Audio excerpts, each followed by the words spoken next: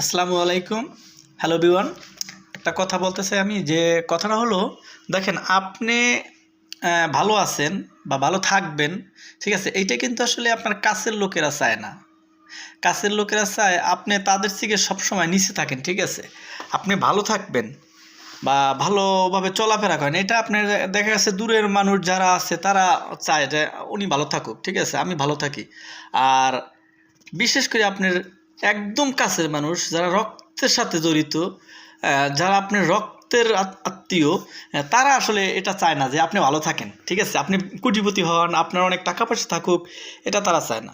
এটা তারা চায় শুধু যে আপনি তাদের থেকে কম নিচে থাকেন, ঠিক আছে? আপনি কম টাকা তাদের থেকে ইনকাম করেন, আপনাকে উপরে উঠতে দেওয়া যাবে না, ঠিক আছে? আপনি যদি উপরে উঠতে চান তাহলে উপরে উঠতে দেওয়া যাবে না। উপরে উঠলে সমস্যা। যেমন আপনি আমার নিচে থাকবেন, ভালো। আপনি আমার চেয়ে উপরে উঠবেন, তাহলে তো মুরব্বি সমস্যা হয়ে যাবে। কারণ আপনাকে আমার সম্মান দিতে হবে, আপনাকে কোনো কাজে ডাকতে হবে। সো সেইটা করা যাবে না। আপনি সব সময় আমার নিচে থাকবেন। এটাই মানে এটাই নিয়ম, এটাই চায় আর কি। নিয়ম মানি না, কিন্তু এটাই চায় মানুষ, ঠিক আছে?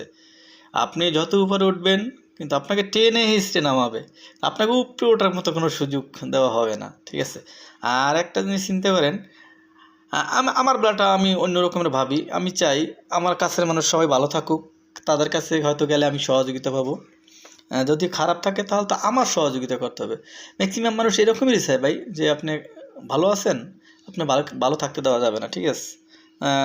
আপনি আমার থেকে নিচে থাকেন, এটাই স্বাভাবিক। আর কাছের মানুষ ভাই ক্ষতি করলে ভাই এটা মেনে নেওয়া যায় না ভাই, খুব কষ্ট লাগে, ঠিক আছে? আমার জীবনে আমি কাছের মানুষ থেকে অনেক কষ্ট পাইছি, তো আমি এগুলো বুঝি।